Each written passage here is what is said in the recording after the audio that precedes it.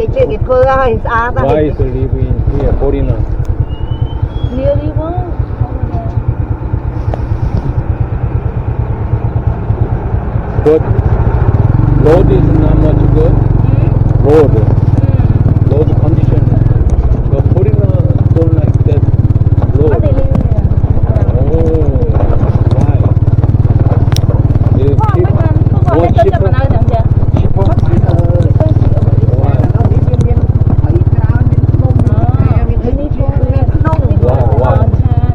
Mountain. Okay. I like mountain too. But I'm stay mountain. I don't want mountain no more.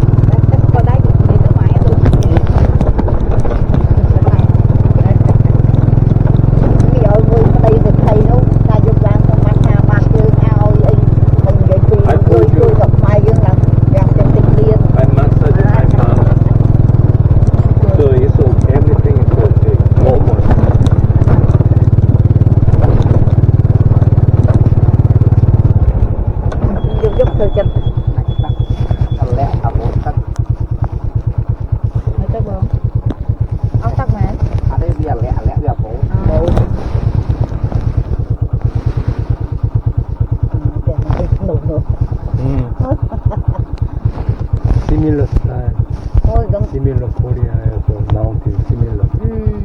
Where the America is the same. Đi làm người ta. Very good. And Asia side, Asia I like it. Dạ. Rất ra các bạn về chắc là phải này. But this Korea thing,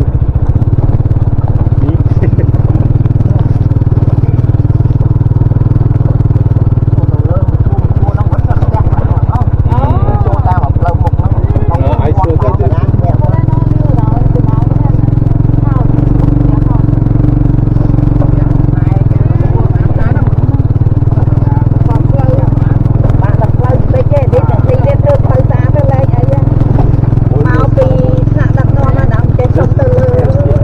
Yes, yes. Người ta mau thì nó này Just okay. I don't care. I don't want, but thành ca đây nè không biết ông cô đặt ta tới tới ba okay, okay. không thơm thôi mặt xe This way. có ông xe nó có hai là lại mà có các bạn nè How did you come? From Penn, from Hai Penn bả nữa. here. Huh? đi về bay mới đây về tê qua không ba một cây đợi sao sai bay mơn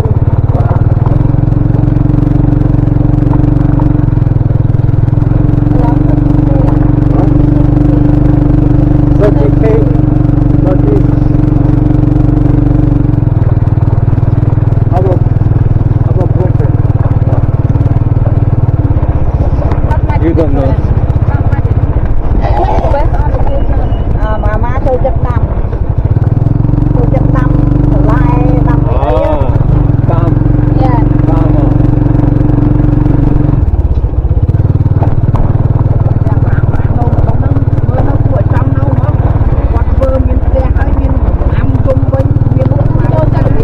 nó ngay dân năm dân dân không có dân lại không có chiếc gì bà răng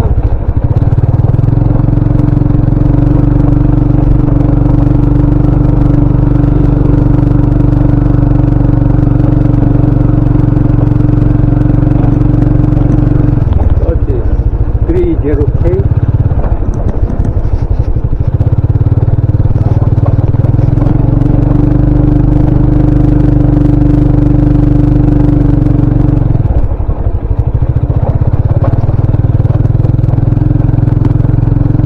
ôi cháu ơi dạ tên lại 30K người meaning tôi chi chu đó mà chua dân chi chu tên vui vui và hai mà 30,000. dạ That's why. hai mảnh mơ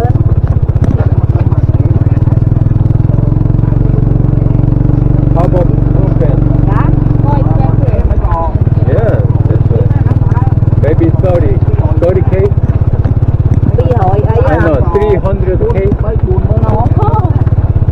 nông mà đây mà lâu bay buôn hơn vậy đó nè bay buôn hơn bay 100. phùa thì lên nó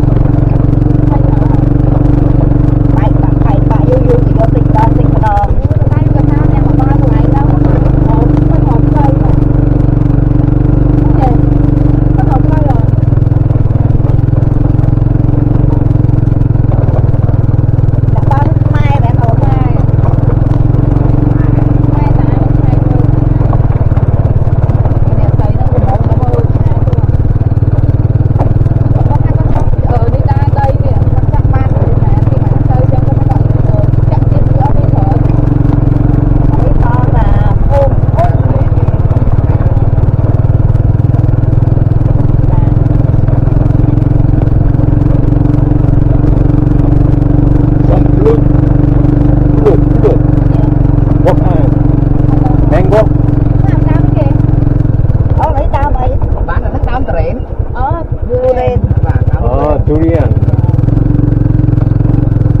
Chinese people love that. Ini mengkot, mengkot. Mengkot yang kan. Klik banget.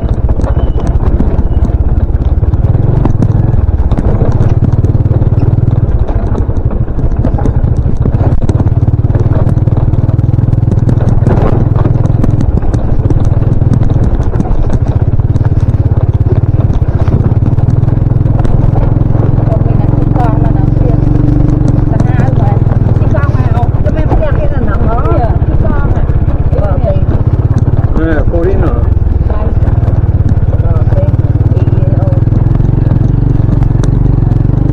Some location. We are down there.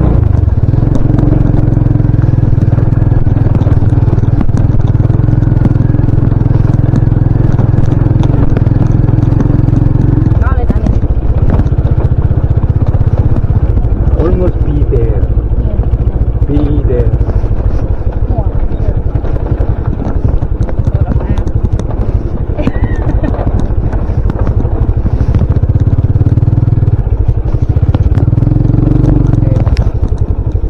Chăm mong cái thằng đó được đây là tuổi men và cái nó mau bốn lại có hỏi tuổi có hỏi nó một lính cuộc làm mà nó có hỏi nó làm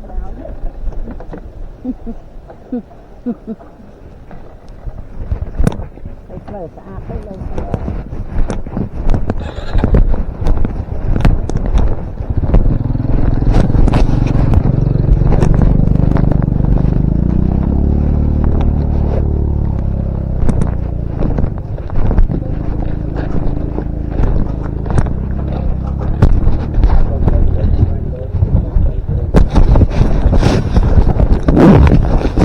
Yeah.